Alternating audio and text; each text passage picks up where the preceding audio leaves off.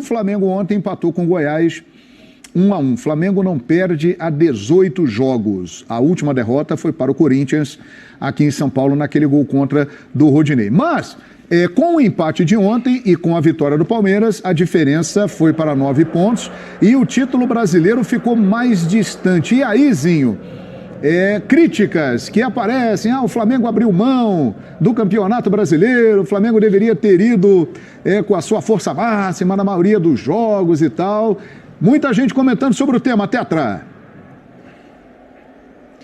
Isso é normal, né? A pressão, a cobrança, a gente estava falando isso no caso lá do Rogério Ceni e o Flamengo da mesma forma, né? Aí o Vitor Pereira sofre isso no Corinthians, todos os treinadores de time grande. Mas, na verdade, a cobrança não tem que ser em cima do Dorival, dos jogadores. Se tem que ter alguma crítica, é aqueles que contrataram o Paulo Souza e mantiveram ele por tanto tempo, fazendo as besteiras todas que ele fez, as mudanças todas que ele fez, né, as invenções de sistema de jogo, mudando o sistema de jogo e colocando jogadores com características diferentes para fazerem esse tipo de jogo.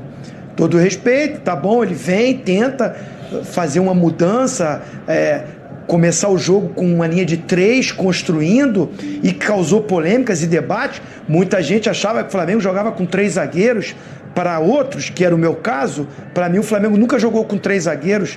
O Flamengo construía com 3 jogadores, o Felipe Luiz fazia essa função, mas na hora de defender, defendia com a linha de 4.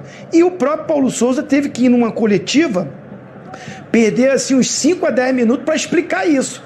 Num debate que ele teve com um jornalista, que o jornalista perguntava uma coisa e ele dizia que não era aquilo, não era daquele jeito que o Flamengo jogava. Ou seja, jornalistas não sabiam como é que era, os torcedores também não sabiam, os jogadores também não sabiam. Everton Ribeiro jogar de ala pela esquerda, Arrascaeta jogar aberto pelo lado direito. Então, assim, o Léo Pereira muitas vezes era zagueiro pelo lado esquerdo e às vezes ele era lateral esquerdo defendendo. Então, assim, esse tempo perdido que faz o Flamengo hoje não brigar pelo título, briga pelo título, tem chances, mas o Dorival quando chega, o Flamengo está a 13 ou mais pontos do Palmeiras. Quando o Dorival chega, o Flamengo não estava nem no G4. Então a cobrança não tem que ser em cima do Dorival. O Dorival recupera, faz com que jogadores nas suas funções melhorem, subam de produção. O Dorival recupera vários jogadores. O Rodinei estava sendo aí cotado para ir para a seleção. E há pouco tempo o próprio torcedor queria ir longe do Flamengo. O Léo Pereira nem se fala. O Dorival coloca, tá bom, o Bruno Henrique machucou, infelizmente, né? Até encontrei com ele há pouco tempo aqui, desejar uma recuperação, ele está até bem, mas não joga esse ano. E com isso o Dorival encontra um sistema de jogo para botar Pedro jogando com o Gabigol, e o Pedro hoje está na seleção brasileira, com grandes possibilidades para ir para a Copa do Mundo. É muito mérito do Dorival. É o Dorival que faz o Flamengo estar na final. O Dorival com os jogadores. Jogadores corresponderam. Está na final da Libertadores. E com uma vantagem grande para ir para a final da Copa do Brasil. E ainda tem chance no Brasileirão. E ele conseguiu isso como? Colocando um time alternativo. Priorizando o time titular nas Copas e um time alternativo que a gente fez aqui enquetes se esse time não teria condição de ser campeão brasileiro, se não seria o melhor time do campeonato. E a gente ficou ali. Não, o time do Palmeiras é melhor, o time do Corinthians completinho é melhor, o time do Fluminense briga, o Atlético Mineiro se jogasse o que pode jogar seria melhor, mas a gente fez enquete. Se o time B do Flamengo não seria um dos melhores do campeonato. E eu acho que está nessa briga, tanto é que está no G4. Vidal é bom jogador? É muito bom jogador. O Cebolinha é bom jogador? Não está rendendo o que pode. O Marinho deu uma quedinha, não está rendendo o que pode. Mas o time é muito bom e o Dorival confia nesse elenco, confia nesse grupo. E para ele ter um time inteiro em algumas partidas, ele tem que mesclar. Eu também acho que a vantagem que tinha contra o Vélez, que eu até brinquei, fiz apostas, Eu acho que contra o Ceará ele poderia ter ido com um pouco mais de força máxima para vencer um jogo que era em casa. E o Palmeiras tinha um jogo complicado. Então ali eu acho que o Dorival poderia fazer. Mas eu penso assim, ele deve ter olhado para o grupo dele, João, e ele está junto, planejamento, uma estrutura montada.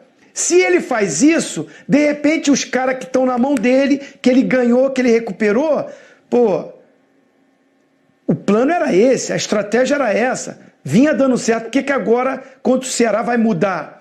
Poderia causar um desconforto dentro do elenco. O treinador pensa nisso tudo. Então, assim, é um jogo difícil contra o Goiás lá, o Goiás está no meio da tabela para cima. O Jair Ventura faz um trabalho muito bom, é um time arrumadinho, é jogo duro mesmo, tirou ponto de muita gente. Aí fica essa coisa porque o Palmeiras ganhou, aí assim, a rivalidade, é a paixão. Nós temos que ser conscientes, o Dorival não merece tanta crítica assim. E os próprios jogadores, que esses jogadores que fazem ainda o Flamengo sonhar em ganhar o Brasileiro ainda. Tá difícil? Tá difícil. Mas tem chance. E não é com crítica que vai se resolver isso, na minha visão. Ô Silas, é o seguinte, Flamengo está em 3 frentes, está na final da Libertadores da América e está próximo de uma final de Copa do Brasil, mas tem o Brasileirão. E agora, Silas, a situação do Flamengo no Campeonato Brasileiro?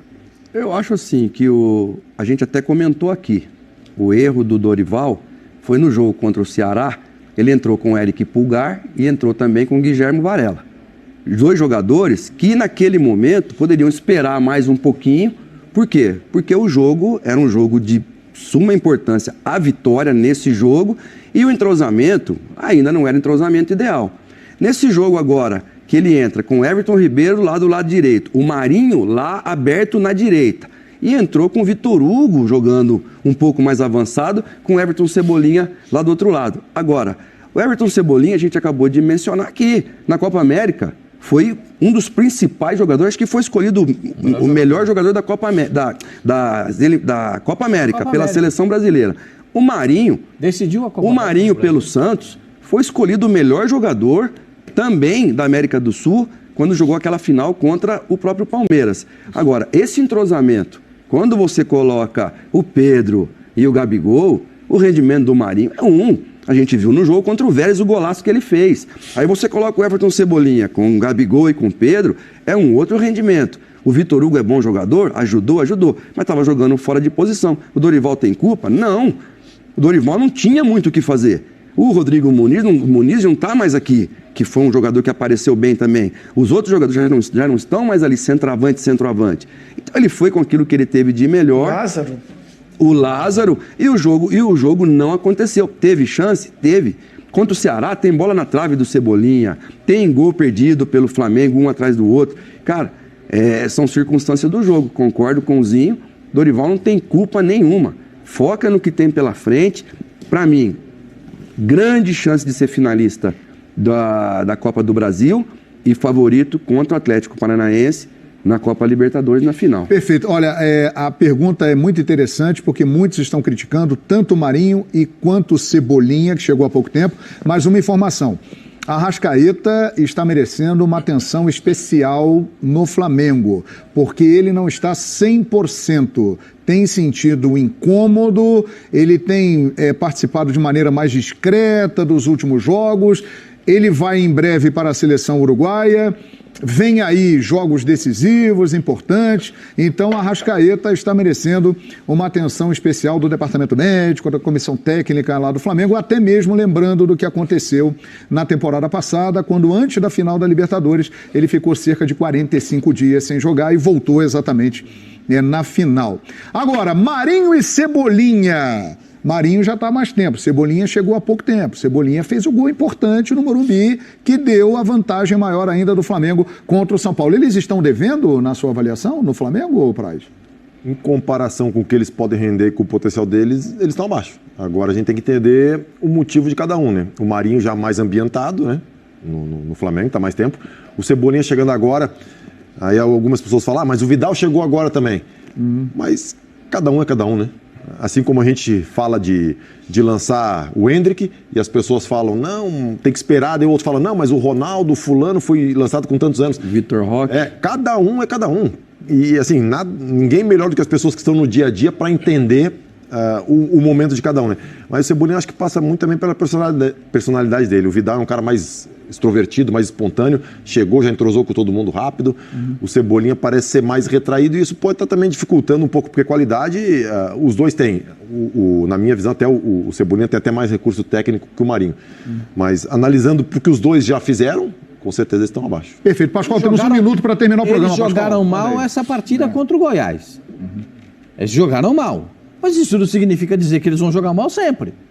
Ué, você pode jogar uma partida bem, outra partida mal. Eu acho que tem uma perseguiçãozinha aí. E só para falar do gol, foi um outro assunto muito comentado. Foi gol legal, Pascoal, ou não? Normal! O jogador do Flamengo...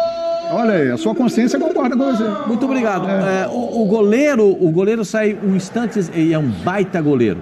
O Tadeu é um baita goleiro. Mas ele saiu um instantezinho atrasado, o que proporciona a chegada do jogador do Flamengo. Veja lá, ó. Léo Pereira, né? Léo Pereira faz o...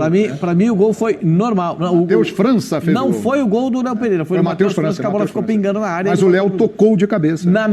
Eu aceito controvérsias, mas na minha visão, o gol foi legal. Perfeitamente. E agora vamos encerrar o programa. Obrigado.